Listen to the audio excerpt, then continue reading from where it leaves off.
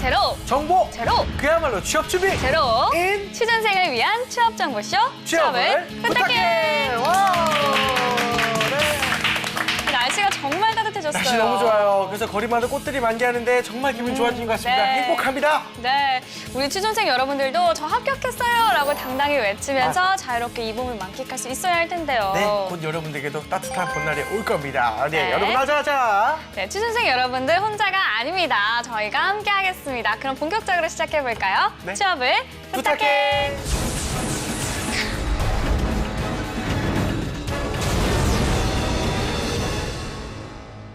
본격 취준생 토론 배틀 취업에 관한 고정관념과 편견을 깨드리겠습니다. 진! 다! 야! 네.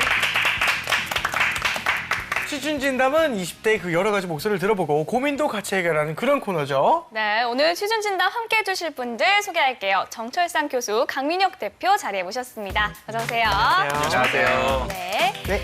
그리고 취준진담의 또 다른 주인공이죠. 고려대학교 토론 동아리 고란도란 김민지 학생, 최낙원 학생 함께합니다. 어서 오세요. 안녕하세요.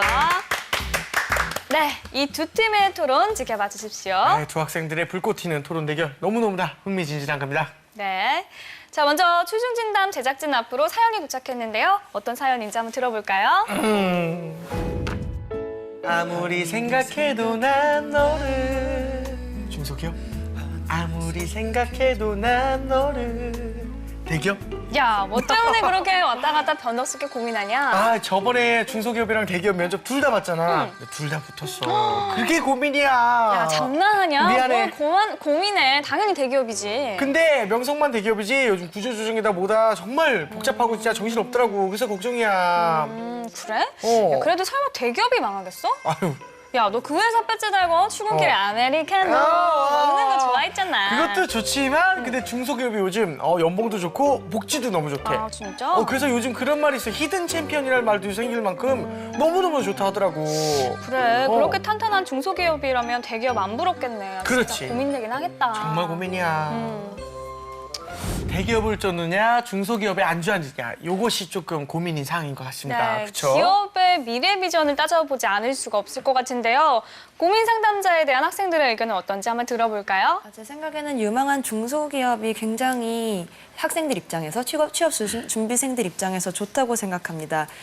유망한 중소기업은 세 가지 특성으로 정리를 할 수 있을 것 같아요. 유연성과 재량과 발전 가능성. 네. 이 세 가지가 사실 대기업에는 갖춰주지 않았고 유망한 중소기업에는 있는 만큼 저는 유망한 중소기업을 선호합니다. 그렇군요. 낙원 학생은요? 네, 제 생각에는 반대로 대기업을 선택하는 것이 좋다고 생각을 합니다. 사실상 취준생들이 직업을 선택할 때, 기업을 선택할 때 가장 우선시적으로 고려하는 기준인 보수나 연봉이나 그리고 또 그 회사의 명성 같은 면에서 아직까지는 대기업이 많이 앞서 있다고 생각합니다. 그렇군요. 대기업 갔다고 좋아할 때가 엊그제 같았는데 네. 요즘 대기업도 사양길로 접어든 추세가 조금 있었던 것 같습니다. 그렇죠?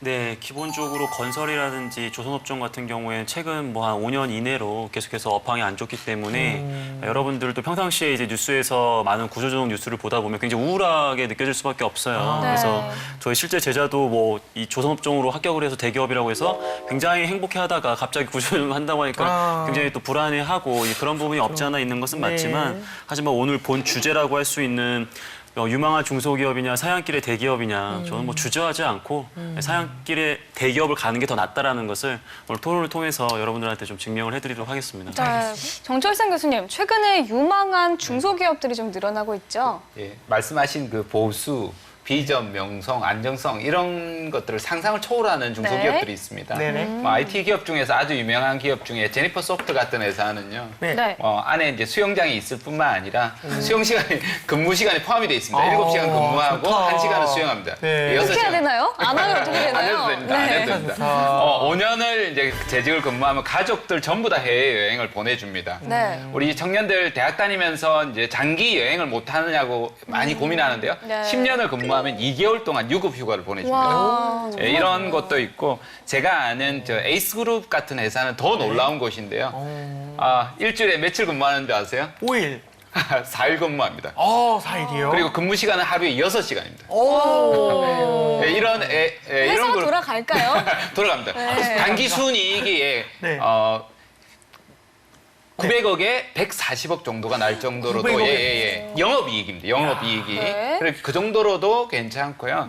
이런 부분들이 있는데 굉장히 많은 중소기업들이 과거와 달리 이런 한두 개의 기업이 아니라 네. 굉장히 많은 기업들이 발빠르게 변화해 나가면서 우리 청년들의 입맛에 맞는 기업들이 너무도 많이 나오고 있다는 겁니다. 네, 그래서 준비했죠. 오로지 취준생의 취준생에 의한 취준생을 위한 취준진담. 오늘의 주제 공개합니다.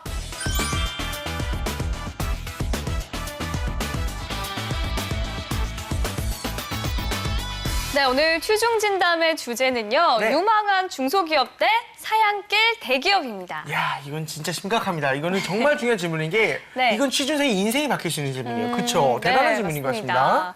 네, 이 논제에 대해서 토론을 본격적으로 시작하겠습니다. 네, 찬성팀 1분 발언 시작하겠습니다. 네. 저희는 유망한 중소기업을 가겠다고 생각하는 입장입니다. 두 가지 측면에서 나누어서 말씀을 드릴게요. 기업의 측면과 사람의 측면입니다. 사람 측면 먼저 말씀을 드려볼게요. 취준생들 입장에서 당장 지금 내가 이 기업에 입사할 수 있을까 없을까, 그리고 내가 지금 이 공채 시즌에 통과를 할 수 있을까 없을까를 생각하게 됩니다. 그렇다면 입사 가능성이 더 높은 쪽은 어디일까요? 국내에서 40여 개밖에 되지 않는 대기업 대신 개수가 많은 중소기업입니다. 그렇다면 자신의 커리어에 대해서도 생각을 하게 될 거예요. 만약에 입사를 하고 나서 내가 별 볼 일 없는 어떤 직원으로 전락하게 된다면 어쩌지? 라는 생각을 하게 될 텐데 그 측면에 있어서도 역시 중소기업이 더 낫다고 생각하는 입장입니다. 그 점에 있어서도 제가 본격적인 토론 때 자세히 말씀을 드릴 거고요. 그럼 제가 아까 말씀드렸듯이 또 다른 측면, 기업 입장에서 이 기업의 여러 가지 측면을 검토해 봤을 때 과연 좋을 것인가를 검토해 봤을 때 발전 가능성이 높은 만큼 유망한 중소기업은 취준생이 가기에 충분하다는 입장입니다. 네, 잘 들었고요. 반대팀 1분 발언도 시작해 주시죠. 네, 반대팀 1분 발언 시작하도록 하겠습니다. 저희 반대팀은 사양길이더라도 대기업에 가야 한다는 입장입니다. 첫째로 연봉, 근무 환경, 복지에 있어서 대기업이 중소기업보다 낫기 때문입니다. 이러한 기준들은 실질적으로 취준생들이 가장 크게 영향을 받는 부분입니다. 두 번째로 사양길 대기업이라 하여도 단기간 안에 회사가 무너질 가능성은 낮습니다. 설령 최악의 상황에도 대기업은 오히려 다른 대기업에 인수되는 등 어떻게든 이어나갈 것입니다. 하지만 중소기업의 경우 현재 유망하다고 할지라도 미래에는 어떻게 될지 모릅니다. 마지막으로 취준생의 입장에서 내 커리어의 첫 단추를 잘 꿰는 일은 굉장히 중요합니다. 처음 직장 생활을 어디에서 했느냐에 따라 앞으로 이직, 구직 시에 굉장히 큰 영향을 받게 될 것입니다. 아무리 사양길이라 하더라도 우리나라에서 대기업이 가지고 있는 영향력을 생각해 볼 때 대기업에 가는 것이 더 현명한 판단이라는 것이 저희의 주장입니다. 일단 말씀을 드리면 대기업에 있으면 흥망성쇠를 다 보기가 상당히 어렵고 직급의 상사에서부터 사장님부터 해서 가장 모든 부서를 다 보기가 어려운데 중소기업에 있으면 굉장히 여러 가지 직무와 더불어서 위에서 하는 모든 업무들을 다 관장해서 바라볼 수 있는 시야에서 네. 어떤 면에서 보면 직무 중심보다 더 포괄적인 관점을 바라볼 수 있기 때문에 그런 측면에서 중소기업도 한번 바라보자라는 측면으로 저는 말씀드리고 싶습니다. 네, 알겠습니다. 지금부터 유망한 중소기업 대 사양길 대기업 토론 배틀 전반전을 시작하도록 하겠습니다.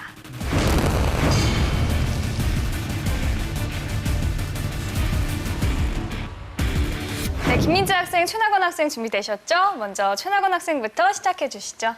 네, 통계청과 고용노동부 자료에 따르면요. 중소기업의 임금 인상률이 대기업보다 낮아지면서 개선 조짐이 보였던 대중소기업 간 임금 격차가 다시 커지고 있다고 합니다.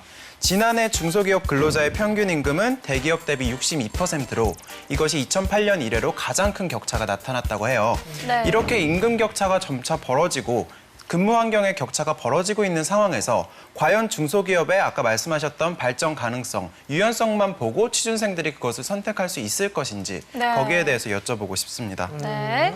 저는 여기에 대해서 역으로 한 가지 답변을 드리고자 합니다.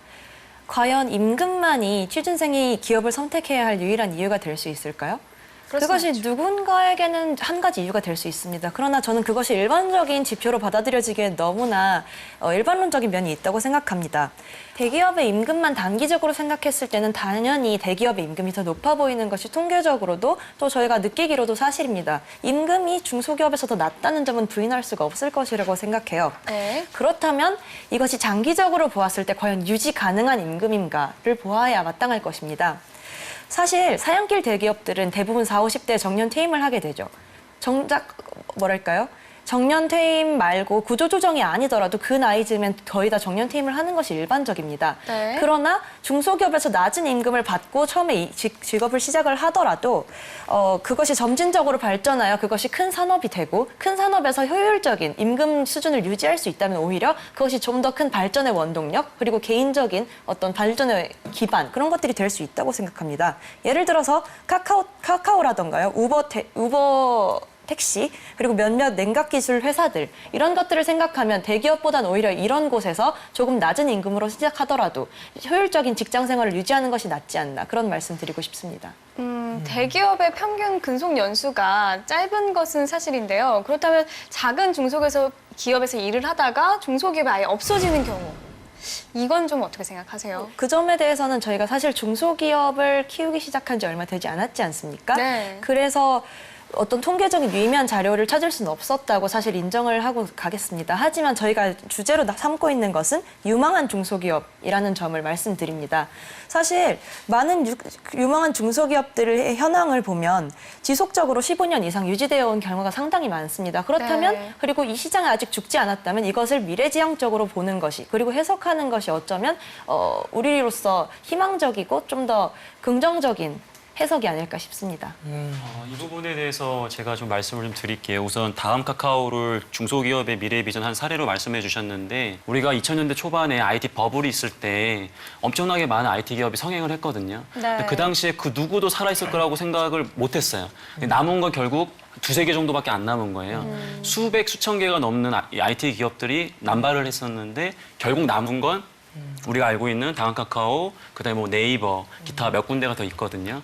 근데 과연 아까 얘기하신 게 임금이 중요하지 않다라는 얘기는 저도 공감을 해요. 이제 그 부분 우리가 천천히 나가야 될 부분인 것 같고요. 근데 과연 다음 카카오라는 기업을 우리가 잘 모르는 상태에서 이 기업이 유망하다라고 과연 어떻게 판단하셨는지 그 부분에 대해서는 제가 좀 궁금한 것 같아요. 그런데 그 스타트 라인은 중소기업이었다라는 거죠. 네. 거기에서 출발을 했었을 때 다들 그렇게 되겠느냐라고 했을 때 다들 선택을 안 했었다라는 거죠. 그런 새로운 기회들이 새로운 산업을 통해서 끊임없이 들어오는데 중소기업이라고 우리가 너무 많이 배척하고 있지 않나. 저는 그런 말씀이 들고요. 아까 기업이 망하면 어떻게 될 거냐 이런 말씀을 조금 보충해서 말씀을 드리면 네. 우리나라는 자꾸 이제 이 중소기업에 회피하는 것 때문에 국가가 건져서 허리가 이제 튼튼해야지 축구도 미드필더가 잘할 수 있듯이 그래서 더 좋은 기업들이 더 많이 나오고 네. 우리가 보다 장기적으로 이제 성장해 나가려고 하면 우수한 인력들이 중소기업에서 새로운 기회를 창출하면서 새롭게 도전해서 보다 더 많은 것들을 얻어갈 수 있는데 대기업에 있는 그 소위 말하는 연봉에만 현혹되고 있지 않나 저는 그런 우려감이 듭니다. 교수님께서 좋은 말씀을 해주셨는데요. 우리가 지금 이 말을 정부한테 하는 거라면 그렇게 말할 수 있겠죠. 하지만 네. 취준생들의 입장에서 생각을 해봐야 되는 문제입니다. 네. 현재 취준생들에게 과연 중소기업을 선택해라. 그래야 한국 경제가 살아나니까 중소기업을 선택해야 된다. 이렇게 말할 수 있는 것인지 그 부분을 제가 여쭙고 싶습니다. 네, 최나건 토론자의 우려처럼 사실상 취준생에게 임금 말고 어떤 중소기업을 선택을 할 실질적인 요인이 있을지 걱정이 되는 것은 사실입니다. 네. 그런데 저는 그것이 있다고 말씀드리고 싶어요.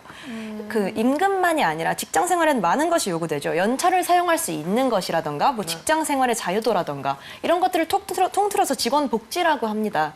이런 것들이 있다는 것이 사실상 임금 말고 또 정부에서 제시할 수 있는 어떤 비전 말고도 중소기업을 선택할 수 있는 충분한 이유가 될 수 있다고 생각해요. 한 통계를 볼게요. 나이스 평가 정보, 엔서치 마케팅, 퍼시스, 에이스 프로젝트 등 여러 가지 중견 중소기업을 다니고 있는 직원들로부터 나온 설문조사입니다.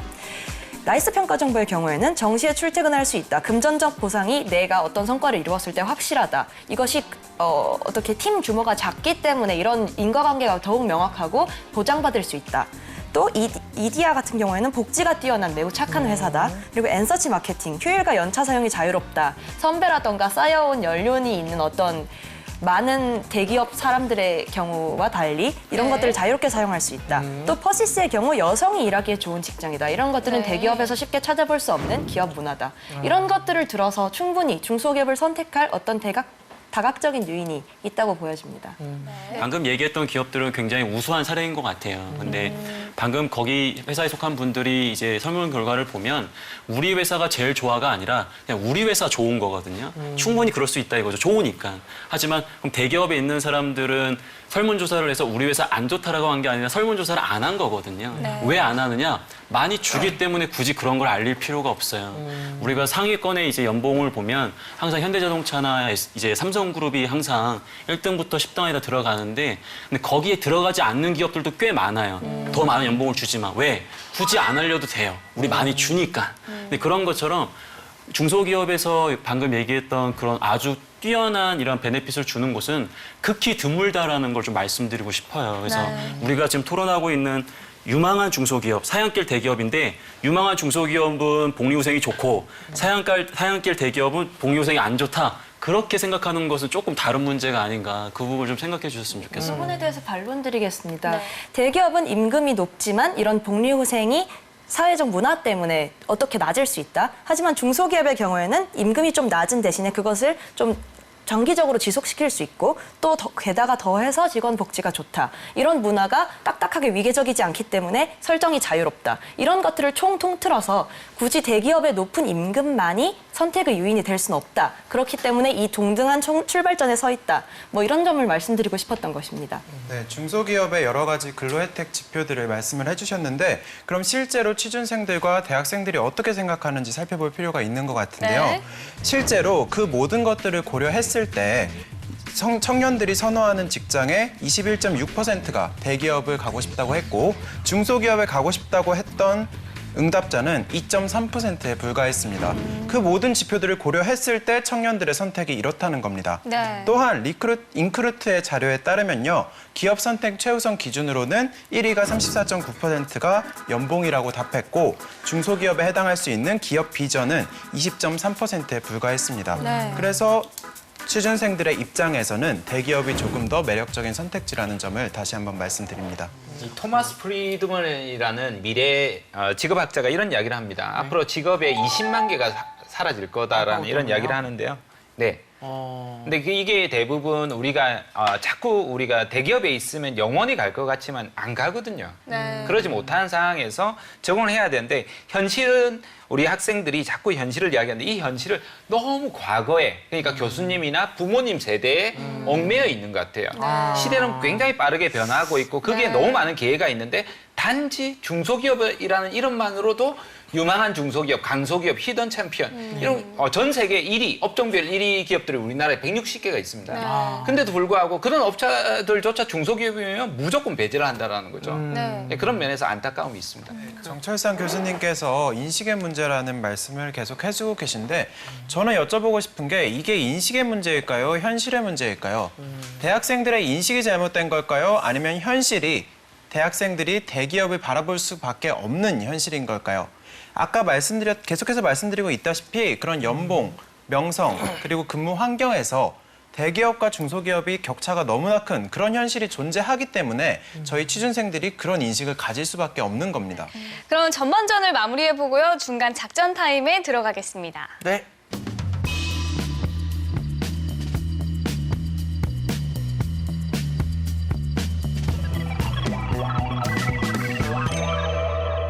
네, 본격적으로 토론 배틀에 들어가기 앞서 우리 취준생 여러분들에게 팁 하나 공개하고 갈까요? 정쌤, 중소기업에 입사하기 위해서는 스펙이 어느 정도 돼야 할까요? 중소기업도 스펙이 천차만별입니다. 네. 어떤 기업이냐, 어떤 규모에 따라서 다르고 업종이나 이런 부분에서 전혀 다른데요. 어떤 면에서 보면 정량적인 스펙보다는 그 직무에서 수행하는 역량이 어느 정도 있느냐에 따라서 중소기업들은 평가한다고 볼 수 있습니다. 그러다 보니까 우리가 재능 있는 취업 준비생으로 본다라면 정량적으로 뭐 스펙이나 이런 자격증이나 토익이나 이런 점수들이 없어도 네. 충분히 자신의 역량을 펼치기에는 오히려 이런 유망한 중소기업이 훨씬 더 높은 평가를 받을 수 있다고 볼 수 있습니다. 네. 그렇군요. 그렇다면은 뭐 이렇게 대기업에 들어가기 좀 스펙이 어렵다, 조금 스펙이 안 된다면 그냥 대기업 입사에 포기해야 될까요? 만약 본인의 꿈이 대기업에 가고 싶다라고 하면 충분히 도전해 볼 수 있죠. 미리 대기업은 안 좋다 이런 인식을 가질 필요는 없을 것 같고요. 저는 충분히 도전해 볼 수 있다라고 생각합니다. 근데 자신이 지원한 직무와 전혀 다른 곳에 억지로 가서 그게 남들이 보여주기 좋은 기업에 들어가기 위해서 사양길로 접어들고 있는 단계에 있는 대기업에까지 굳이 들어갈 필요가 있을까? 저는 그런 생각이 듭니다.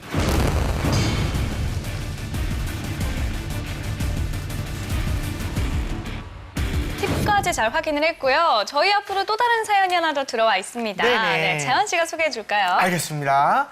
오나라 오나라 아주 오나 가나라 가나라 아주 가나.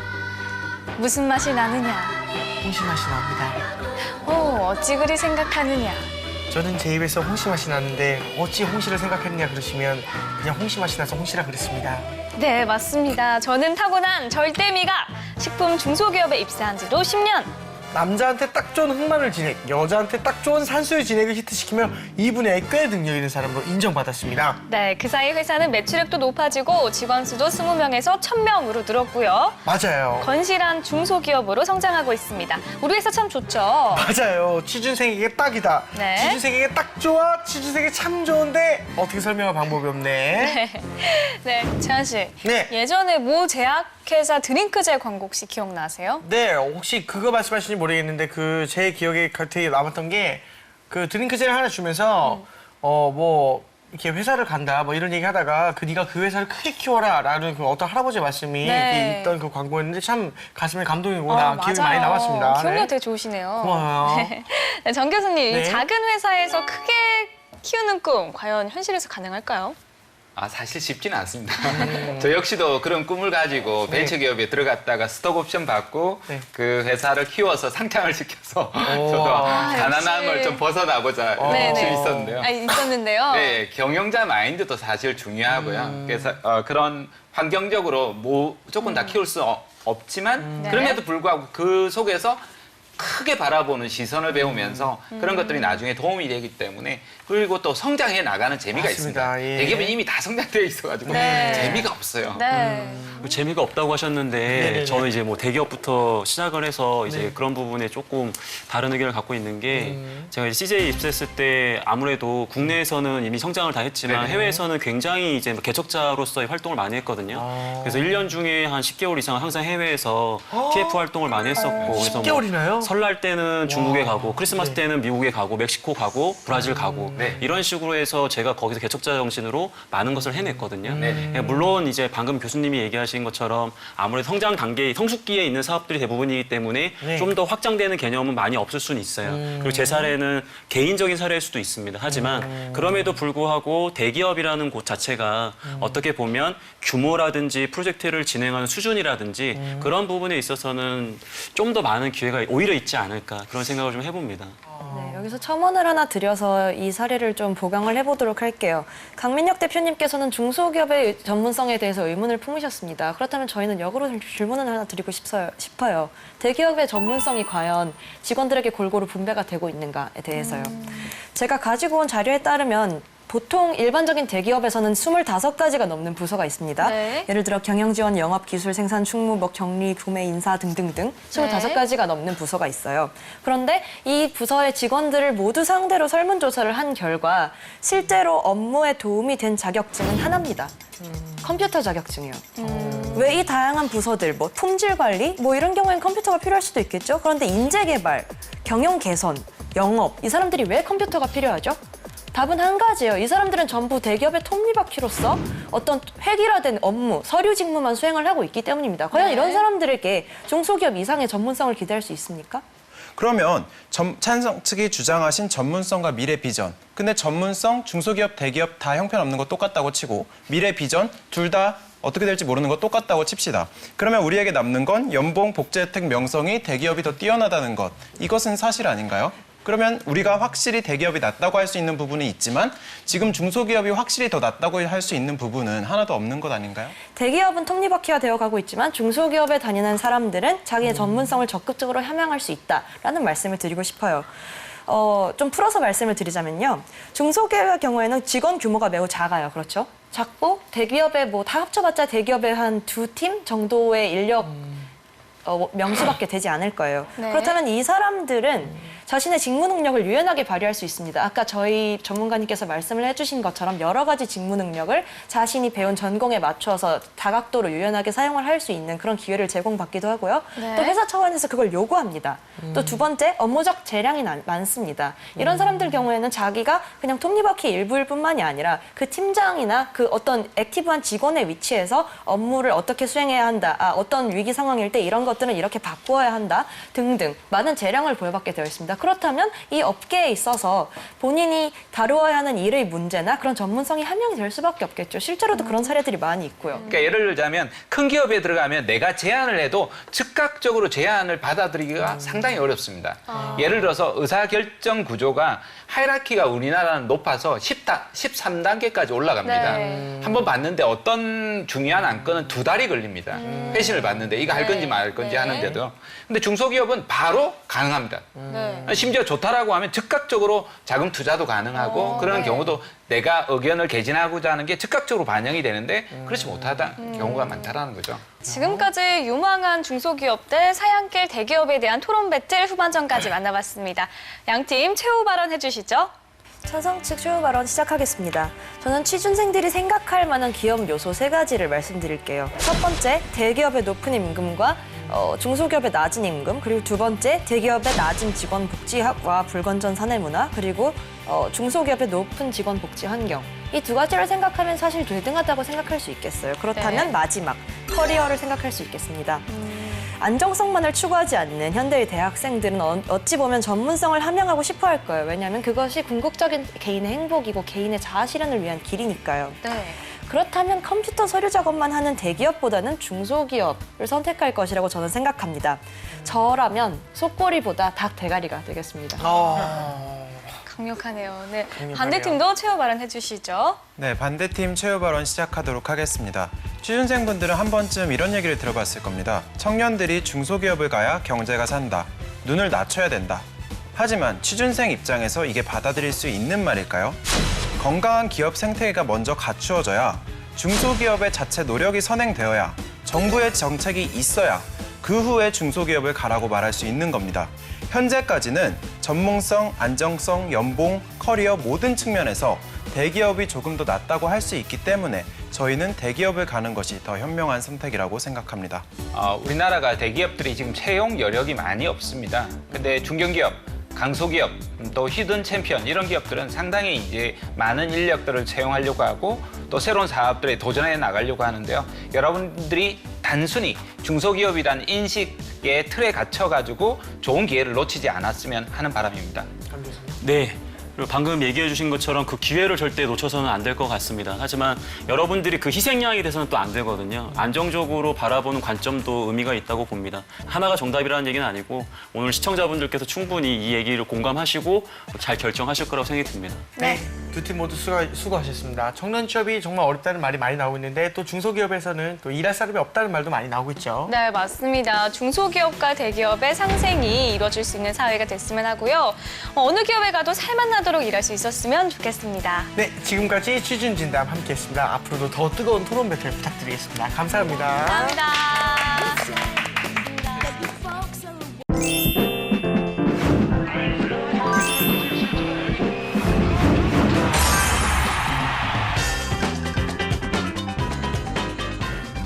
기업들에서 그러니까 인적성 검사를 보면서 직무 역량을 검사한다 그러더라고요. 이 시간 되면 진짜 분주해지는 시간이잖아요. 그쵸. 그리고 막 책 이렇게 막 돌려보면서 막 이러잖아. 그랬어요? 이렇게 보고. 직무적성 검사에서 몇 년 동안 최고의 난제였던 게 있어요. 못 푼 문제를 찍어야 되나 냅둬야 되나. 그렇죠. 문제 풀다가 시간 남으면 이전 영역 풀어도 되나요? 이게 팁을 드리자면은 이게 가장 중요합니다. 이게 좀 모르겠다 싶으면 빨리 넘어갈 맞아요, 수 있는 맞아요. 능력.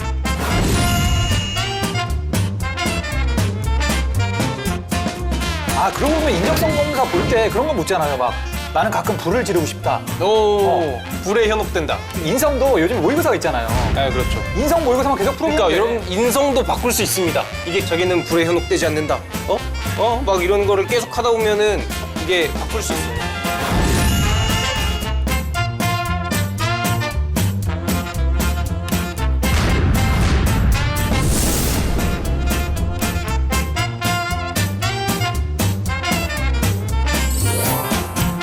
안녕하십니까. 여기는 한국직업방송 설수와 준순의 취업학 개론입니다. 안녕하십니까. 여러분들의 영원한 동반자 전업 취준생 철수입니다. 네, 저는 대한민국 취업계의 대통령 준순입니다. 차렷! 경례! 바로! 네, 저희가 지난 시간에 그 채용 기업들의 갑질에 대해서 말씀드렸잖아요. 네, 그렇죠. 근데 이런 갑질이 일본에서도 일어난다고 그러더라고요. 근데 중요한 게 이 갑질의 주체가 기업이 아니라 바로 취준생이라는 말이 있어요. 그러니까 사실 일본이 대졸자 취업률이 96.7%에 달해서 거의 어떻게 보면 거의 완전 고용에 가깝다고 그러더라고요. 근데 일본에서 이 오와하라라는 이게 신조어가 생겼는데 이게 끝내다라는 일본어 동사인 오와루 그리고 괴롭힌다라는 영어 단어인 헤러스먼트를 합쳐서 이 신입사원을 채용하는 기업 즉 기업들이 입사 지원자들이 다른 기업에 못 가게 막는 좀 그런 거를 괴롭힘이라고 빗대서 말한다고 그러더라고요. 그러니까. 그러니까 워낙 그 대졸 취업 준비생들이 워낙 기업에 잘 가니까 다른 기업에 못 가게 막는 그러니까 그런 거죠. 일본에는 지금 대졸자들이 한 몇 개 기업을 딱 다 붙여놓고 그쵸? 거기서 이렇게 골라가는 게 지금 기본적이라고 그러더라고요. 우리나라랑 정반대죠. 근데 진짜 우리나라는 지금 20대 태반이 백수다란 말이 있고 사실 제가 엊그제 기사를 보니까 2016년 2월 실업률이 12.5%라 그러더라고요. 그렇죠. 그러니까 이게 거의 사상 최고라 그러더라고요. 그러니까 사실 원래 2월 달에 실업이 높긴 한데 이 정도를 찍은 적이 없는데 그러니까 청년 소득이 그 계측을 시작한 이래 처음으로 감소했다 그러고. 그쵸. 요즘 여러모로 심각한 상황인데, 근데 우리나라도 이제 한 7년만 기다리면은 이제 구직자들이 갑질할 수 있는 시대가 온다 그러더라고요. 더 많아지는 그런 게 오는 그렇죠. 거예요. 그러니까 여러분들 7년만 기다리시면 됩니다. 7년만 맞습니다. 더 고생하셔가지고 대학원 가셔가지고 석사하고 박사까지 따시면은 7년 금방 갑니다. 맞습니다. 자, 그럼 첫 번째 코너로 들어가 보겠습니다.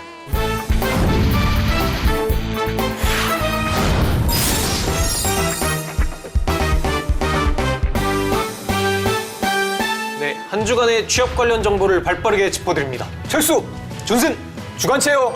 설명서. 자, 이제 상반기 서류 공채가 거의 마감이 되고 있어요. 그러니까 이제 서류 전형이 끝나가고 있는 건데. 벌써요?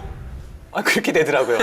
근데 사실은 이게 예전 같으면 조금 더 지속이 됐을 텐데 이제 그 채용하는 기업들이 워낙 줄었어요. 그러니까 이런 걸로 진짜 실감이 엄청 빨리 되네요. 그렇죠. 그죠? 진짜 이 취업을 하기 위해서 진짜 필승 전략 아니면 그 뭔가 준비해야 되는 역량, 필수 역량이 뭐가 있나 이런 생각을 해봤거든요. 뭐가 있을까요? 예전에는 진짜 딱 그 공식이 있었잖아요. 토익이랑 그쵸. 자격증 막 몇 개. 그렇죠. 토익 몇 점이셨나요?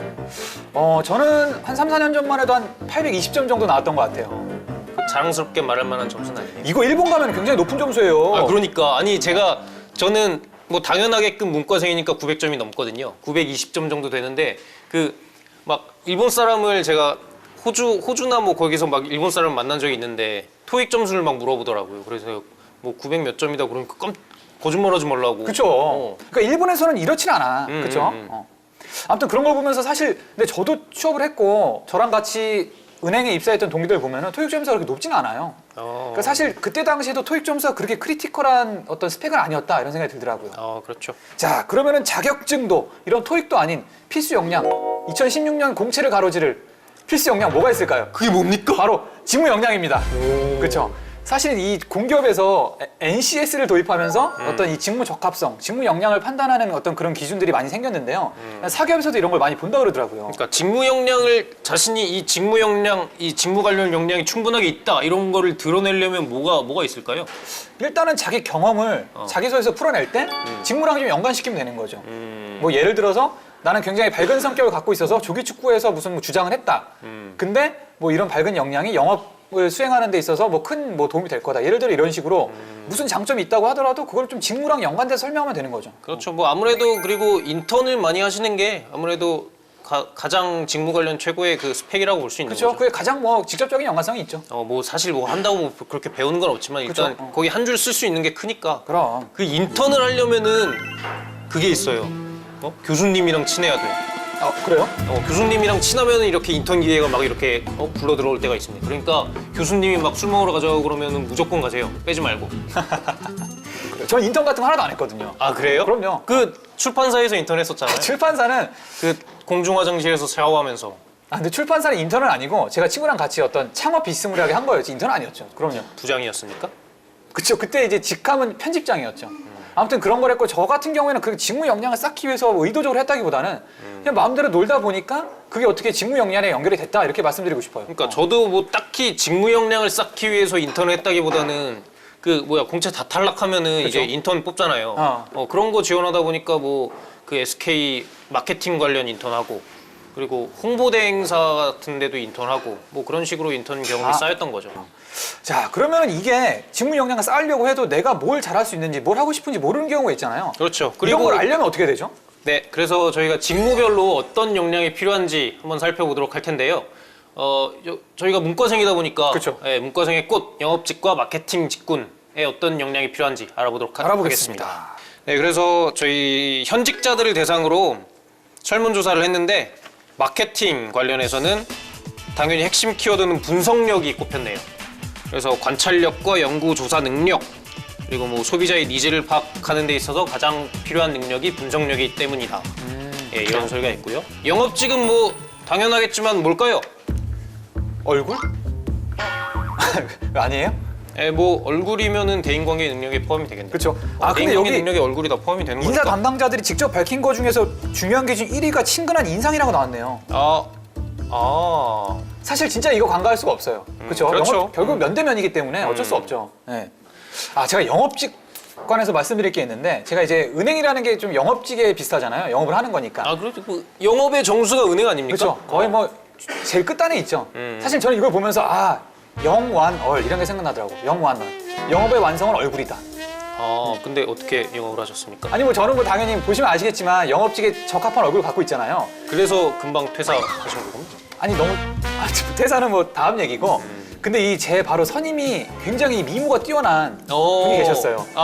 이렇게 사진 같이 찍은 무슨 하시는 거예요. 근데 그분이 계신데 그분 이게 자리에 있으면은 앞에 줄이 끊이지가 않더라고요. 그러니까 동네 할아버님들이 오셔서 다 그분한테 하는 거야. 그럼 그러면서 철수 씨는 별로 할 일 없었겠네요. 근데 저도 할아버지들이 좋아했어요. 왜냐면 내 머리가 이러고 있으면 할아버지들께서 오셔서 저거 내가 옛날에 했던 거네 이러면서 오히려 좀 친근감을 드러내시더라고. 그때 할머니랑 몇 살 잡고 싸웠다면서? 통장으로 창고 넘어가가지고 이렇게. 아니 통장으로 이제 볼기 맞은 적은 한 번 있죠. 볼기를 맞았어요? 아니 그 볼기 이렇게. 근데 그거는 뭐 예전 얘기고 다 그럴만했어요. 제 잘못입니다. 죄송합니다. 자, 그럼 그 다음에 인사팀과 홍보팀도 한번 알아볼까요? 네, 인사팀 같은 경우는 대인관계 능력을 비롯한 의사소통력이라고 하네요. 그 직원들이랑 커뮤니케이션 하는 그쵸. 게 일이니까. 네. 그래서 뭐 무슨 갈등 상황을 어떤 식으로 헤쳐나가는가. 그렇죠. 제가 은행을 그만둔다고 했을 때 본사 인사팀에서 한 명씩 계속 오는 거야. 매주 와서 술 사주고. 그렇죠. 처음에는 술 사주고. 그렇죠. 처음엔 그러잖아요. 막. 그때 진짜 좋잖아요. 그렇죠. 그러면 인사팀에서 술 사주고, 그리고 자기 직속 상사가 와가지고 또 사주고. 그렇죠. 팀장님이 사주고. 그래서 상무님이 또 사주고. 퇴사를 한 번씩 해봐야 돼요. 근데 그때 인사팀들이 와서 저한테 하는 말이 뭐냐면 처음엔 그래요. 근데 힘들다. 나가면 힘들다. 여기만큼 좋은 데가 어딨냐 이렇게 말을 하면서 계속 그래도 나는 하고 싶은 게 있다면 네가 어디 갈 것 같아? 네가 나가서 잘 될 것 같아? 나가봐. 막 이러더라고요. 그랬습니까? 그러더라고요, 저한테. 아무튼 이게 채찍과 당근을 적절하게 사용하는 이런 어떤 의사소통력 제일 중요하죠. 그리고 제가 또 홍보 실무 인턴도 했었고 실무자. 그쵸. 건설회사에서. 건설사 그쵸. 실무자였으니까 저 홍보직에서도 보면은 이것도 커뮤니케이션 능력이네요.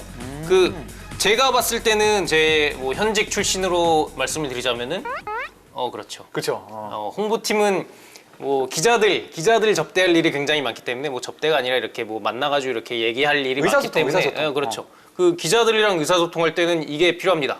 그래서 그쵸. 이거를 많이 잘 하셔야 되고, 그리고 뭐 글 쓰는 능력 같은 것도 많이 중요하고. 근데 그런 게 다 뭐 커뮤니케이션 능력에 포함되는 거죠. 글 쓰는 게. 존슨 씨는 지금 하는 일이랑 하고 싶었던 일이랑 좀 잘 어울리는 것 같아요? 그럼요. 그래요? 제가 하고 싶었던 일이야. 네, 그렇습니다. 맞습니다. 네. 그럼 철수 씨는 어때요? 저는 지금 사실- 하고 싶은 지금 채용 관련 일 하고 있는 거잖아요.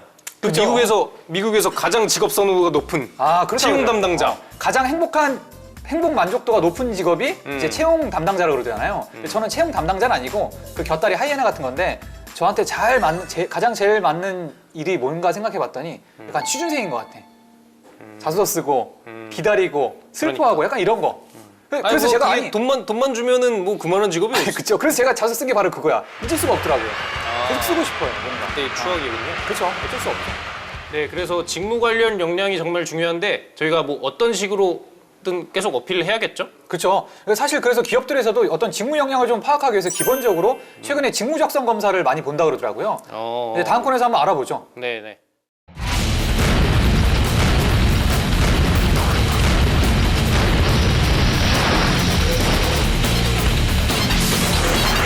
전투력 충만한 그대들에게, 도전 정신으로 무장한 그대들에게. 취업 비법을 전해드리는 시간. 자, 기업들에서 그러니까 인적성 검사를 보면서 직무 역량을 검사한다 그러더라고요. 네, 그러니까 그게 뭐 스펙에 대한 비중을 점점 줄여가는 차원이겠죠? 그렇죠? 어, 그러니까 무스펙 전형이 있는 반면에 또 인적성을 통해서 정규 채용을 하는 그런 과정이 있는 그렇죠. 거죠. 그게 아무래도 기업 입장에서는 인적성이라는 게 그 각자 그 기업들에서 마련한 평가 기준을 따라서 뭐 전혀 아무런 토대 없이 그냥 객관적으로 평가할 수 있다고 그렇게 생각을 하니까 그쵸. 예, 기업들에서 인적성 검사를 늘려가고 있는 것 같아요. 자, 그럼 취준생들 입장에서 인적성 어떻죠? 뭐 좋을 게 뭐가 있습니까? 그렇죠. 사실은 이 기본 도입 취지는 이해가 가는데 이제는 너무 이게 과열되다 보니까 예전에는 그 안 될 사람을 거르는 거였잖아요. 그러니까 아니 그런 얘기가 있어요. 이 인적성 검사라는 게 그 수능을 바로 마친 고3생들이 보면 가장 잘 볼 수 있는 맞아, 시험이다. 맞아요. 그런 소리가 있는데 그러니까 사실 뭐 대학교 와서 이런 거 막 배우고 그러지 않잖아요. 그렇죠. 근데 이거를 위해서 또 따로 막 이렇게 공부를 하고 그래야 되니까. 그렇죠. 요새는 이게 또 거의 뭐 수능 같이. 그렇죠. 이게 거의 사교육 시장도 토익같이. 형성이 돼 있고. 예, 뭐 그렇죠. 말이 안 돼. 자, 근데 사실 진짜 이렇게 따져보면 이제 인적성 고시라고 해도 솔직히 뭐 할 말 없는데 이런 진짜 인적성 고시 진짜 누가 만든 거죠?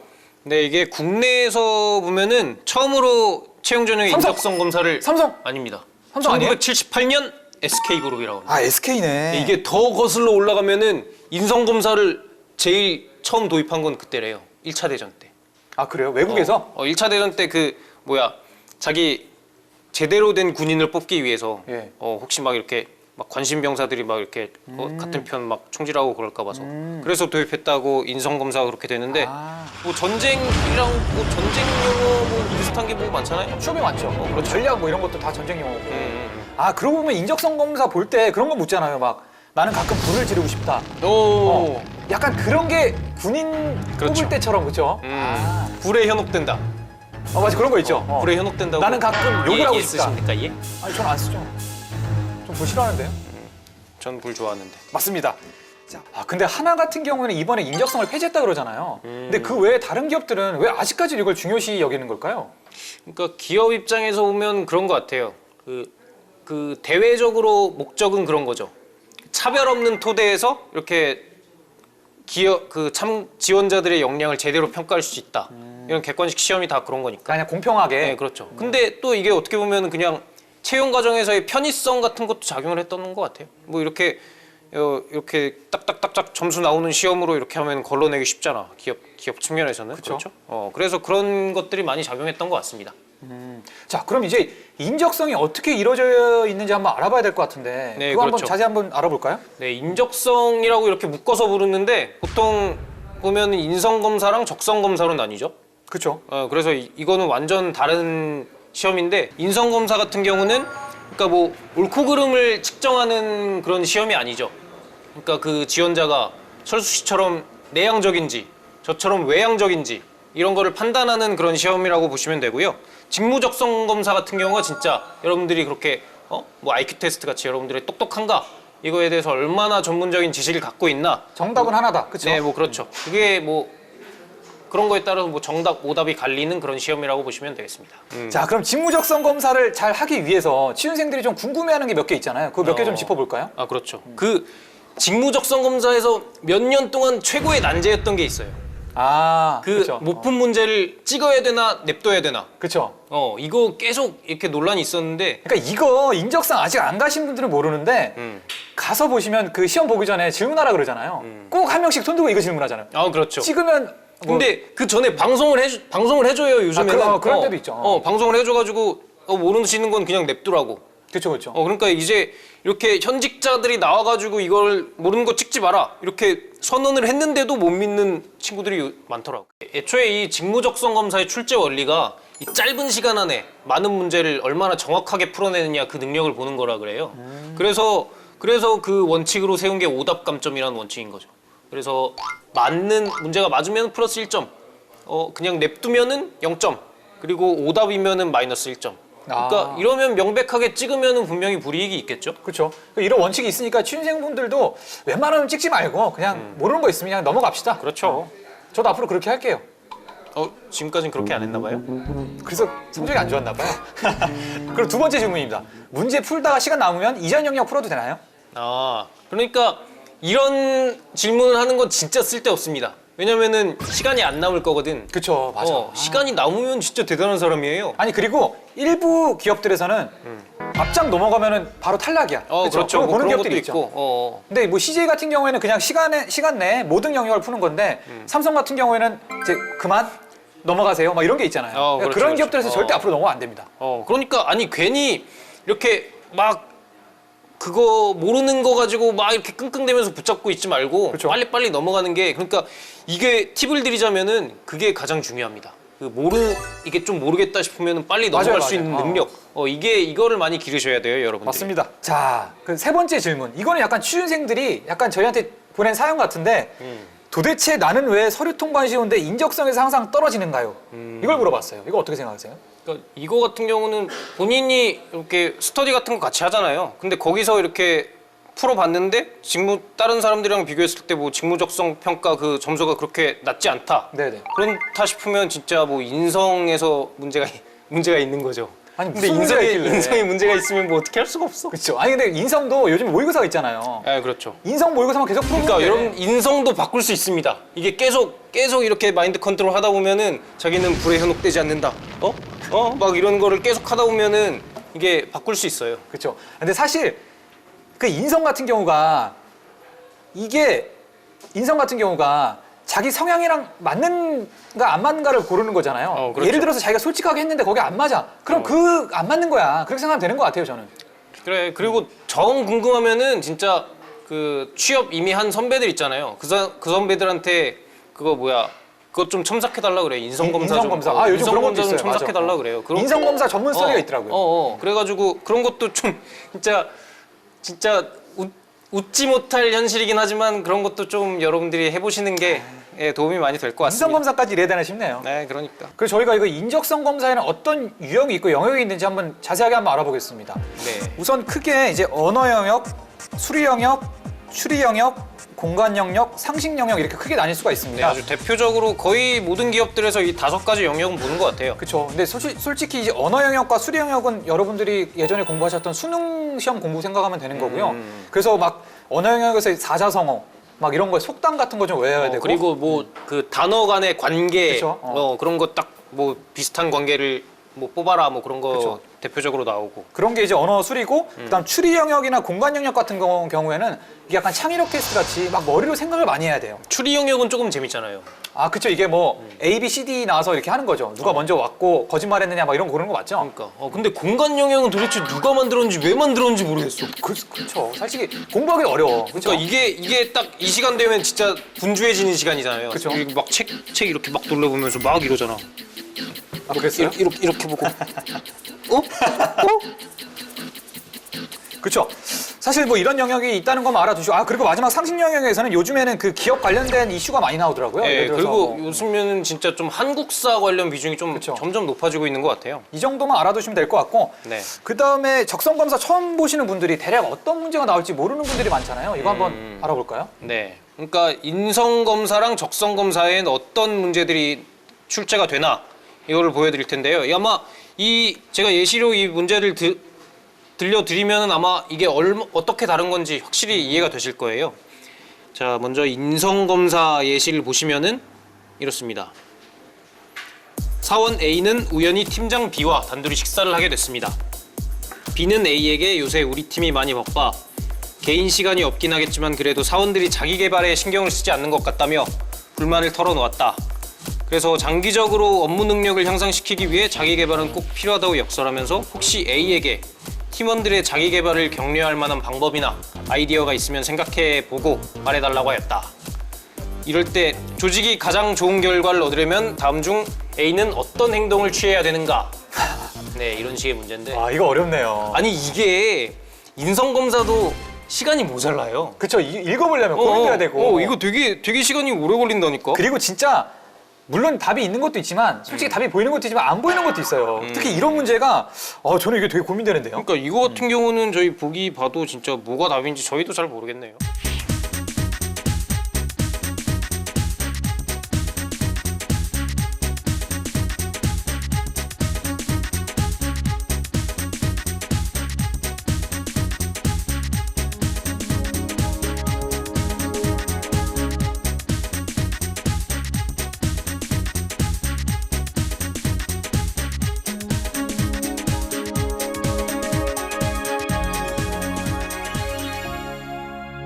근데 약간 이게 팀장이 팀원한테 얘기했다는 거는 약간 총대를 매라 그러는 거야. 그렇죠. 그렇지. 중요한 거는 사람들한테도 알리고 팀장한테도 약간 액션을 취해야 되는 팀장한테 잘 보이면서 해야 되는. 그러니까 팀장한테 이게 내가 이걸 하고 있다는 거를 보여줘야 되니까. 그렇죠. 그러니까 여기서 5번 같은 거는 내가 봤을 때 좀 약간 별로 실익이 없어.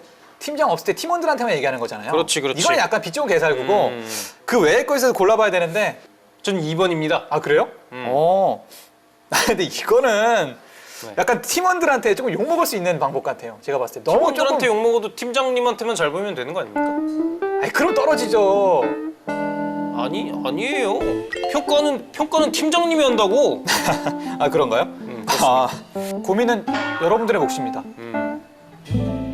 네, 적성 검사 관련해서는 또 이런 유형이 있는데요. 아까 말씀드렸던 상식 유형 관련해서 예시를 하나 들어드리도록 하겠습니다.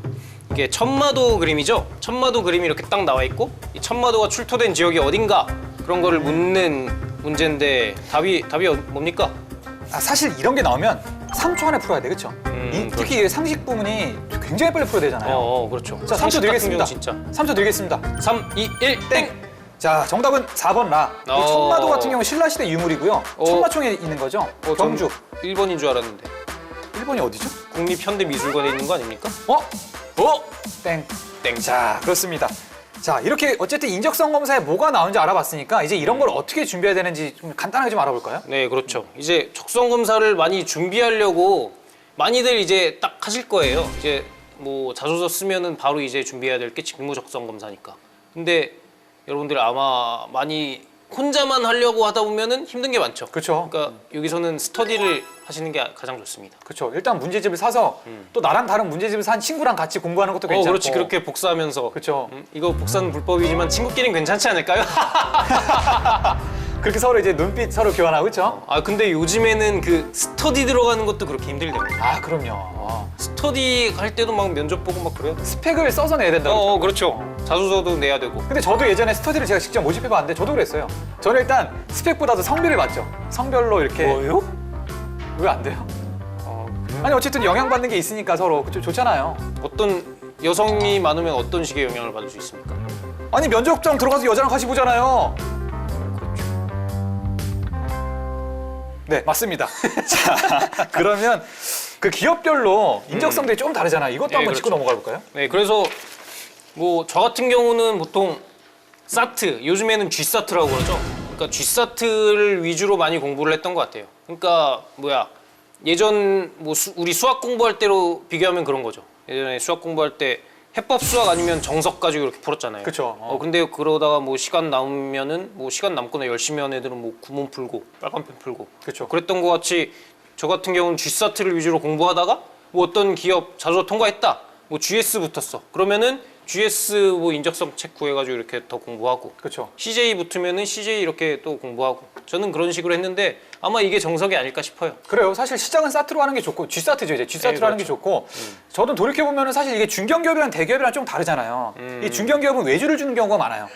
맞아. 그러니까 외주를 주는 기업이 좀 많다 보니까 그래서 막 이렇게 시험을 보러 가면은 그쵸. 완전 똑같은 시험 문제를 푸는 경우도 그렇죠. 있어요. 그래서 예전에 내가 풀었던 거를 이 기업에서 풀었는데 이 기업에서 그러니까 똑같이 받는 경우가 있어. 두 번째 시험 봤을 때 거기 진짜 내가 사내 1등 했을 거예요. 그죠. 거기서 이제 낙서하지 말라 그러잖아. 몰래 자기 이름 써놓으면 자기 거 언젠가 받는다니까. 그죠?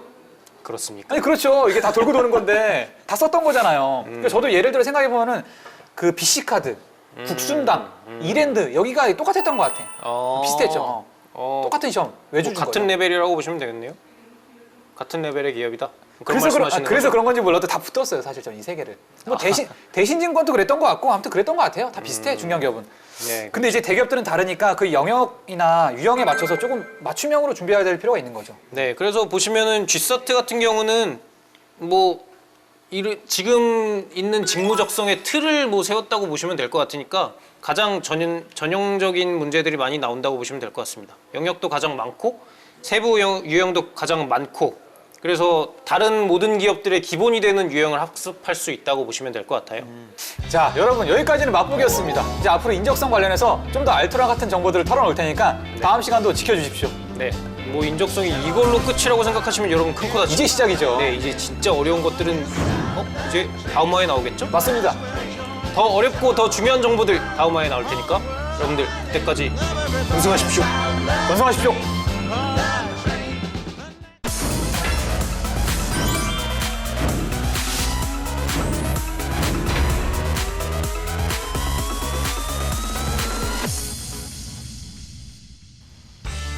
아직도 자소서 아닌 자소설 쓰고 계십니까? 자기 PR 하시려다 셀프 디스 하시지 않습니까? 당신의 자기소개서를 업그레이드 시켜드립니다. 네. Do it yourself DIY 자기소개서! 야! 반가워요, 보고 싶었습니다. 네. 저번 주 반응이 너무 뜨거웠어요. 그쵸? 네. 이번 주도 너무나 기대되는데요. 저도 이렇게 한번 표현하고 싶습니다. 아나운서계의 여신 황보미 씨! 아, 네. 그럼요. 가요계의 네. 신동 유재한 씨. 고맙습니다. 네. 오늘 조금 손발이 오그라드는 멘트로 시작을 했는데요. 네. 바로 오늘 주제 때문입니다. 오늘 주제가요. 네. 인사 담당자의 마음을 사로잡는 한 줄이라는 주제인데요. 유재한 씨, 네. 어떻게 제가 소개한 한 줄 멘트 마음에 드셨나요? 저는 너무나 마음에 들었는데 저는 개인적으로 제가 보미 씨 소개한 멘트가 조금 아쉬웠어요. 왜요? 너무 예쁘신데 그 개인적으로 김태희 플러스 한예진, 손예진 플러스 한가인 플러스 송혜교 씨인데 제가 여신으로만 표현한 것 같아서 온갖 안티를 게다가- 불러 모으는 소리가 절대 그렇지 않습니다. 들립니다. 똑똑한데 예쁜 여자 그렇게 많지 않거든요. 똑똑한데 예쁘시고 게다가 직업도 좋으시고 얼마나 예쁘십니까? 머릿결도 좋으시네요. 오늘은 또 되게 블링블링한 귀걸이 이거 어디서 나는 겁니까? 이런 거는 정말 네. 정말 예쁘십니다. 감사드립니다. 네. 아닙니다. 자, 오늘 이렇게 훈훈한 칭찬으로 시작을 했는데요. 네. 오늘 이 시간은 사람을 움직이는 말의 저자인 우리 미소천사 박유진 멘토와 아. 함께하겠습니다. 어서 오세요. 아유, 반갑습니다. 안녕하세요. 네, 박유진입니다. 미소가 너무 예쁘십니다, 정말.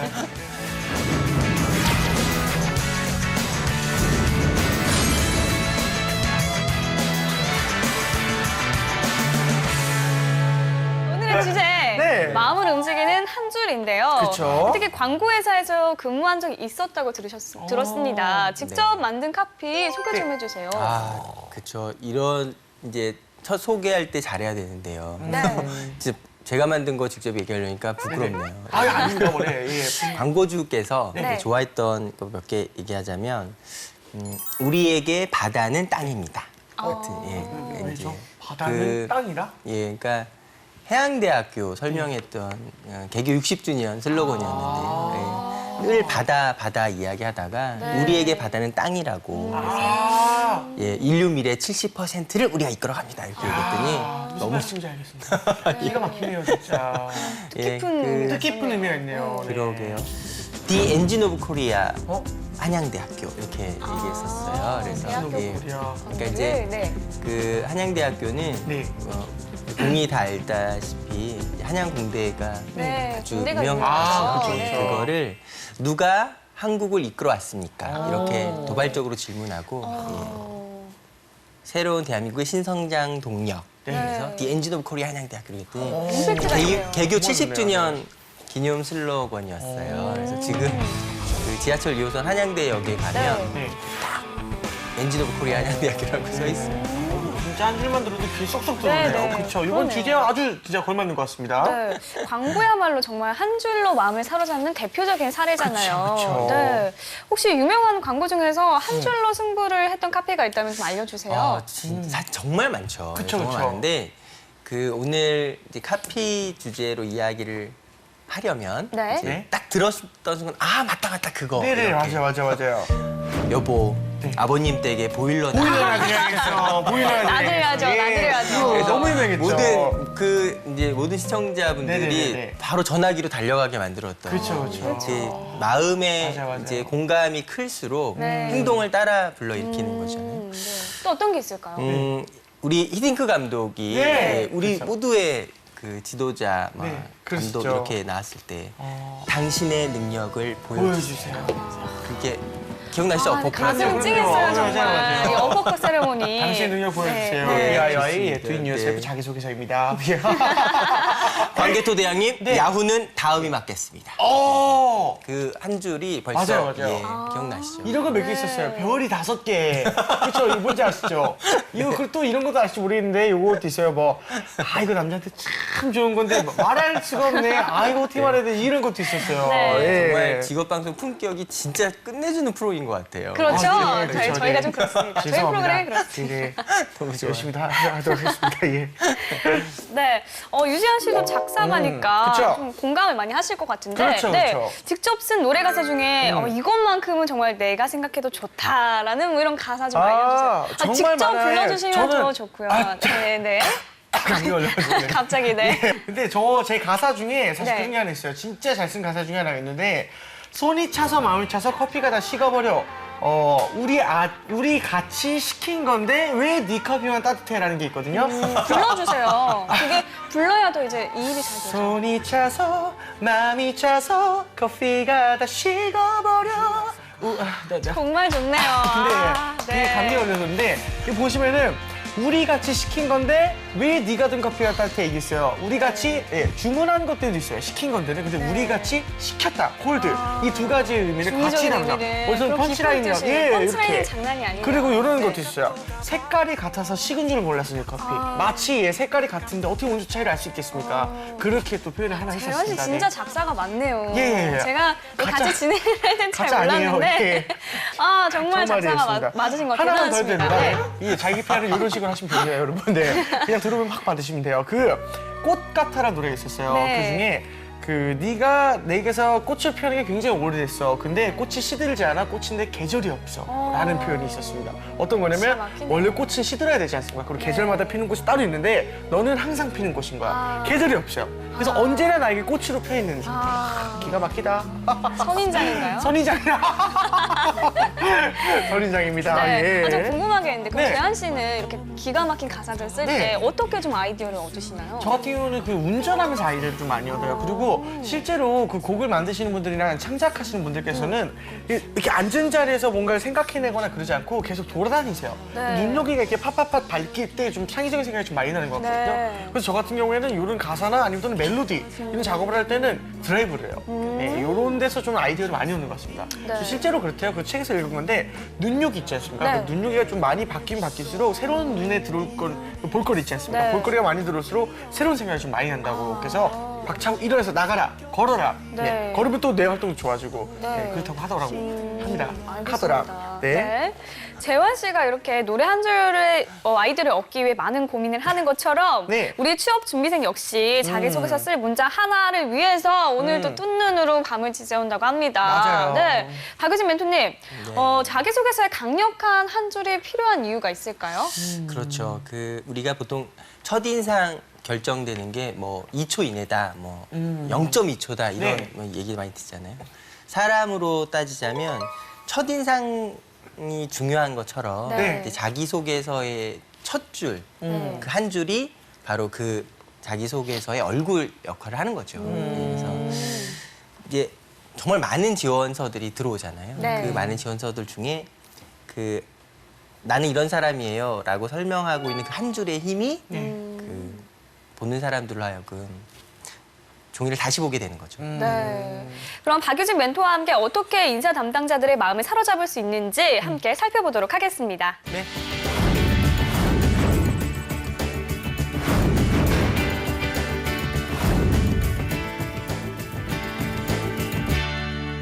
네, 그렇다면 가장 먼저 해야 할 일은 어떤 건가요? 첫 번째, 핵심 키워드를 뽑아라. 입니다. 핵심 키워드요? 핵심 키워드를 오, 뽑는 거예요. 네. 핵심 키워드가 어떤 게 잡히느냐에 따라서 네. 이제 전체 문서의 색깔이 바뀔 수 있으니까요. 중요하죠. 네. 오늘도 저희가 실제 자기소개서를 한번 준비해봤는데요. 재한 씨가 한번 네. 낭낭한 목소리로 제가요? 읽어주시죠. 네. 제가요? 네. 그렇군요. 알겠습니다. 네. 네. 자, 투철한 직업의식으로 대학 시절 아르바이트를 하면서 본사의 우수 근로자로 추천을 받았던 경험이 있습니다. 대학 시절 3년 9개월간 편의점에서 근무하면서 내 매장이라는 마음가짐을 일한 결과 그곳 점주님께 오랜 기간 두터운 신뢰를 받았습니다. 약 100만 원 정도의 당일 매출의 본사 송금 업무를 맡아보기도 하고 매장 판매 현황을 체크하면서 매장의 매출의 향상과 점포 개선을 위해 노력하게 됐습니다. 이런 책임감과 성실성을 인정받아 점주님께서 매달 선정되는 서비스 에이스로 직접 본사에 추천해 주셨던 경험이 있습니다. 이런 성실한 태도로 어느 곳에 가든지 인정받겠습니다. 네, 감사합니다. 자, 이 중에서 네, 키워드가 될 만한 걸 각자 3개씩만 한번 뽑아볼까요? 네. 정답. 네, 3가지. 네, 정답. 이제 정답. 네, 정답은 대학 시절 3년 9개월. 3년 9개월. 네, 간 편의점, 그다음에 약 100만 원 정도의 당일 매출의 본사 송금 업무까지 맡아봤다. 그럼 서비스 에이스로 본사에 추천해 주셨던 경험이 있다. 왜 다 읽고 그러세요? 예, 죄송합니다. 세 가지 키워드만. 세 가지 키워드로 네, 그럼 자 다시 한번 하겠습니다. 네, 조금 까다로우시네요.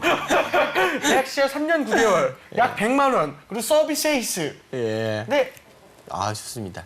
네, 우리 저는 보미 씨. 저도 3년 9개월 네. 그리고 성실함 네. 서비스 에이스요. 이걸 뺐네 또. 자, 이거를 그 이제 세 가지를 뽑은 키워드를 가지고 네. 이제 한 줄로 표현해 보는 거예요. 아, 자, 해볼까요? 대학 시절 3년 9개월간 약 100만 원씩 벌어서 서비스 에이스가 되었습니다. 이렇게 되면은 안 되겠죠. 그럼 이렇게 하겠습니다. 서비스 에이스로 약 100만 원 정도를 3년 9개월간 벌었습니다. 네, 보민 씨 저는요. 한번 해볼까요? 네. 성실함으로 버틴 3년 9개월 서비스 에이스로 인정받다. 아, 기가 막히다. 야, 진짜. 그렇죠. 약간 보미 씨가 지금 말씀해 주신 게 네네. 어떻게 보면 신문 제목 같이 네네네네. 성실함으로 버틴 3년 9개월 네. 서비스 에이스로 인정받다. 이렇게 네. 하면 네. 왠지 그 다음 이야기가 기대되게 되잖아요. 그래서 사실 이제 좀 전에 말씀드린 것처럼 네. 이것은 옳은 답이고 이건 네. 틀린 거예요. 이렇게 말하기는 쉽지 않겠죠. 네. 그런데 이제 무엇이 더 상황에 적절한 것이 기준일 텐데요. 네. 보면 모두가 다 생각할 수 있는 커다란 범용적인 주제를 네네네. 결론으로 내거나 네. 한 줄로 뽑기보다는 네. 나의 상황에 보다 좀 구체적으로 피부에 닿는 것 같은 나에게 맞는 옷 같은 느낌의 네. 그 한 줄이 네. 더 바람직하다고 생각해요. 저는 요거 있잖아요. 이렇게 네. 하면 좀 재밌을 것 같아요. 100% 어떡해요? 뽑힐 것 같은데 서비스 에이스로 3년 9개월간 100만 원만 받겠습니다. 저라면 뽑아요. 뽑습니다. 네. 기업에서 당연히 뽑아야죠. 네. 일을 성실하게 하는데 3년 9개월 동안 100만 원만 받는데. 아 근데 우리 열정페이가 또 그렇죠. 그건 안 됩니다. 문제가 됐잖아요. 아, 그건 안 네. 되죠. 맞아요.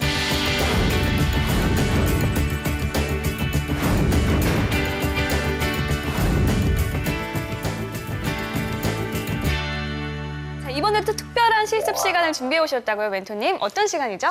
아, 예, 이번에는 아주 이제 기발한 해외 네. 광고를 보여드릴 건데요. 어. 두 분에게 퀴즈가 있어요. 마지막 장면에 들어갈 그 한 줄의 카피를 맞춰보는 겁니다. 아, 네, 알겠습니다. 알겠습니다. 와, 공사 현장이네요. 한 남성분이 네네. 기어가고 기어가고 계세요. 계십니다. 샘 해밍턴인가요? 굉장히 무서워하고 계신 것 같아요. 그러게요. 진짜 사나이 같아요. 엄청 무서워 보여요. 그리고 네. 딱 언제 봐도 되게 높아 보이는데. 몸에 질려있어요. 어떡해. 저 아닙니까? 아, 뭐야. 아니, 굉장히 낮은 곳에서 지금. 예. 자, 저기에 나오는 마지막 한 카피를 맞춰보는 거예요. 아. 한국말로 맞춰도 되는 건가요? 네? 상관없는 거죠. 영어 광고긴 한데. 아, 예. 저는 근데 좀 다른 시각으로 봤어요. 그러니까 기어가고 있었던 거에 그 초점을 맞춘 게 아니라 뭔가 안고 있었던 거에 초점을 맞췄었거든요. 네, 네. 그래서 그 약간 여자친구 없는 솔로들 있지 않습니까? 네. 예, 저렇게 철근을 하는 모습에 대해서 굉장히 삭막한 그 솔로의 현실을 비판한 것이 아닌가. 그래서 이제 앞으로 솔로의 그 뭐랄까 공사장에서 일하지 마시고 열심히 공부하셔서 좋은 여자친구 만나라. 약간 이런 걸로 그 솔로 탈출로 저는 하려고 하는데. 솔로 네. 탈출 듀오. 네, 솔로 탈출 듀오 좋지 않습니까? 예. 네. 저는 그렇게 생각했습니다. 네. 그러게. 그 정답이 네. Are you in the right job? 이거예요. 그러니까 Are you in- 당신의 직업은 적성에 잘 맞으시냐. 네. 그러니까 이제 지금 이 근무하는 첫날에 네. 이제 이 건설 노동 일인 네. 건데 그걸 잘 모르고 이제 갔다가 네. 철근에 매달려서 그 얼마나 네. 그 적성에 안 맞는 일을 한다고 힘들겠어요. 네. 그러니까 이제 자기 적성에 잘 맞는 일을 네. 이제 우리 사이트를 통해서 잘 찾아봐라 이런 내용이겠죠. 아. 네. 자 이제 두 번째 광고로 한번 가볼게요. 네. 자, 두 번째 광고를 네. 화면으로 보도록 하겠습니다. 네. 애기가 울어요. 아이고, 울지 마. 아빠다. 아빠가 다급하게 달려왔어요. 엄마가 밖에 있네. แม่ลูกตื่นมาแล้วร้องใหญ่เลยอะแม่ สงสัยหิวนมนม 너. เปิดการ์ตูนเปิดการ์ตูน 어우. 취업하려면 일단 아, 외국어. 만화를 보여주고 있어요. 아, 만화를 보여줘. 우리나라 때는 뽀로로를 보여주고 있죠. 뽀로로. ลูกไม่ได้ติดการ์ตูนลูกติดแม่โอเคไหม 근데 애기 계속 울어요. 아이고, 안 그치고 있어요. ลูกคุยกับแม่หน่อยนะคุยกับแม่ จะเอ๋ 아, 엄마가. 우리말을 직접 영상 통화로. 그렇죠. 아이고. 아, 더 서럽게 울고 있는데요? 더워요, 예. 어떡하죠? 엄마 그만 두세요. 소용이 없네요.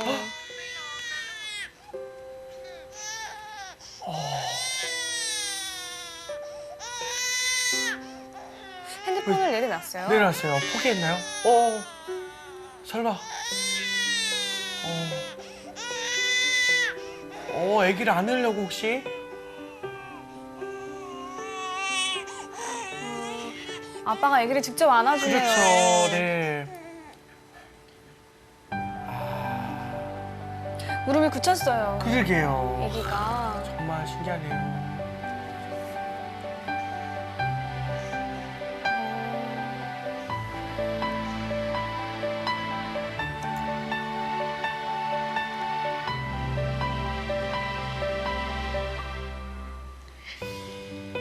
감동적인데요. 정말 감동, 눈물이 날 것 같습니다, 진짜. 눈물을 흘리시네요, 저 어머니께서도. 아유. 자, 저 광고에 마지막 들어간 카피는 네. 무엇일까요? 저는 네. 예전에 네. 저희 휴대폰 광고에 있었던 카피가 네네네네. 좀 떠오르는데요. 아. 소중한 순간은 잠시 꺼두셔도 좋습니다. 기가 막히다, 진짜. 네. 네. 저는 베이비시터는 남자도 될 수 있다. 왜냐면 누구나 가능하죠. 네, 아빠가 안아주는, 저는 사실상 이 광고가 약간 베이비시터의 그 약간 좀 새로운 장을 여는, 예, 보통 어머님들이나 또는 여성분이 베이비시터를 많이 하고 또 아이들도 그게 좀 더 편안함을 느끼지 않습니까? 근데 이 남자분들이 좀 이렇게 좀 하는 것도 괜찮지 않나, 네. 이 광고를 통해서 좀 느낀 것 같습니다. 네. 그 정답의 카피가 Technology will never replace love라는 말이었어요. 그렇죠. 이게 그 태국의 휴대전화 통신사 광고였어요. 통신사 광고예요. 그래서 근데 전 좀 의외였던 게 네. 통신사 광고라고 해서 네. 좀 마지막에 이제 역시 이렇게 휴대폰으로 네, 엄마 끝나야. 사진을 보여주고 그러니까요. 아기가 울음을 그칠 거라고 생각을 했거든요. 그게 진정한 통신사. 반전이 있었어요. 그렇죠. 네. 이동통신 장르 자체가 이런 사람의 마음을 터치하는 네. 그런 접근이 정말 많죠. 그 기억하시겠지만 청각장애를 갖고 있는 딸님과 아버지 간의 문자 메시지로 전화라는 그런 광고부터 뭐 아빠 이렇게 처음 얘기했던 그 아이를 봤던 그 네. 초창기 이동통신 광고에서도 많이 얘기가 나왔을 텐데요. 그 아무리 기술이 발달하고 기계가 발달해도 이제 사람의 체온, 우리 네네네. 이 사람다움 네네네. 이게 더 중요한 거죠. 그래서 잘 만든 광고였습니다. 저는 저 광고 보면서 진작에 저렇게 하시라고 그냥 예. 굉장히 시간 단축 했을 텐데 엄마도 안 울고 네. 그랬을 텐데 좀 아쉬웠습니다. 예. 좀 반전의 묘미가 그쵸, 있었던 반전의 광고였어요. 네, 광고였는데 어떤 기술을 좀 이 광고에서 배울 수 있을까요? 그렇죠. 예, 오늘 이제 두 번째 말씀드리고 싶었던 것이 바로 여운을 남겨라예요. 그래서 이제 자기소개서 쓸 때도 마찬가지거든요. 네. 그러니까 바로 정보 다 이야기하고 저는 이런 사람이에요. 네네네. 딱 끝나는 게 아니라 이런 사람인데요 하고 한 번 더 생각하고 더 쳐다볼 수 있도록 만드는 그 여운을 남기는 네. 법에 대해서 말씀드려보고자 합니다. 아주 말씀 듣다 보니까 궁금한 거 하나 생겼어요. 어떤 겁니까? 네. 강력한 한 줄하면은 아무래도 떠오르는 게 바로 이 그쵸. 유명한 명언이나 글귀인데요. 맞아요. 자기소개서를 쓰다 보면 명언을 쓰는 경우가 참 많잖아요. 그렇죠. 명언 되게 많은데 저도 명언을 굉장히 많이 쓰는 편이고 사실상 명언을 쓰는 그 대화법은 약간 좀 매력적일 때가 좀 많은 것 같아요. 실제로는 저는 되게 많이 쓰는 명언 중에 하나가 뭐예요? 우리 같은 신인들은 네. 멘트가 겹치거나 옛날에 했던 멘트를 재밌게 다시 활용하는 경우가 있는데 네. 야, 그 옛날에 했던 거야라고 하면은 꼭 다시 하는 말이 같은 향수 쓰지 말라고 없지 않습니까? 딱 이렇게 말을 합니다. 예. 왜냐면 웃기셨나요? 감사합니다. 네. 이런 것도 있고 뭐 명수 형은요 실제 그 현실적인 명언이 되게 많아요. 네. 뭐 이런 것도 있어요. 동정할 거면 돈으로 줘라. 감사하면 돈으로 표현하는데 포기하면 편하다. 아침에 일어나서는 편하다. 아침에 일어나서는 피곤하다. 네, 아침에- 정말 명언이네요. 여러 가지 있죠. 네, 되게 많은데 명언이란 건 참 말을 할 때 되게 그 조리 있게 말을 해주는 네. 되게 좋은 도구인 것 같아요. 그래서 그것도 들었어요. 어떤 거요? 늦었다고 생각할 때가 정말 가장 늦은 거다. 늦었다. 네, 정말 늦은 거다. 그렇죠, 그렇죠. 네, 그래서 이번에도 저희가 준비를 해봤습니다. 네. 실제 자기소개서에서 여러분들의 명언을 어떻게 사용하는지 한번 네. 확인해 보겠습니다. 네. 자, 재한 씨, 네. 맛깔나게 읽어주세요. 알겠습니다. 자, 피할 수 없으면 즐겨라. 라는 생활 신조를 갖고 있습니다. 땡땡땡땡 뮤지컬 스텝으로 일할 당시 수천 개가 넘는 소품을 챙기는 일을 했습니다. 네. 안 되면 되게 하라는 신념으로 인해서 다른 사람들이 기대하는 수준보다 더 많은 것을 이룰 수 있었습니다.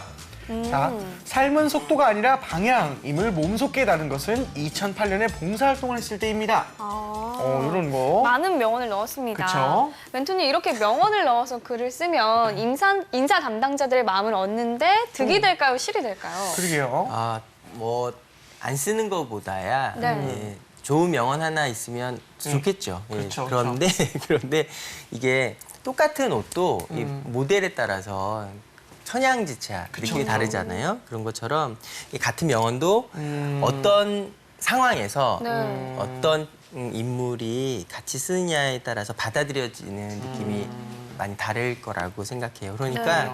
이제 관건이 얼마나 좋은 명언이냐가 아니라 얼마나 어울리는 명언이냐 예, 이렇게 생각하는 게 좋겠죠.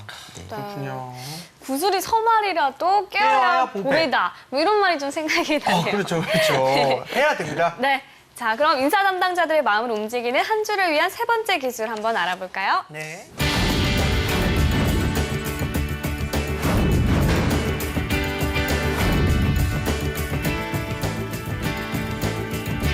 자, 이번에는 이제 뭐 거의 뭐 인류의 스타죠. 예, 네네네. 그러니까 프레젠테이션의 최고봉이라고 불렀던 스티브 잡스의 이제 프레젠테이션 영상을 보면서 네. 힌트를 좀 얻어볼까요? 네. Revolutionary. 세 가지 핵심적인 제품. The first one is a widescreen iPod with touch controls. 확실히 컨트롤스는 와이드 스크린. 다 알아들으시네요. 네, 한국말 써져 있어서요. 네. 세컨드. The second is a revolutionary mobile phone.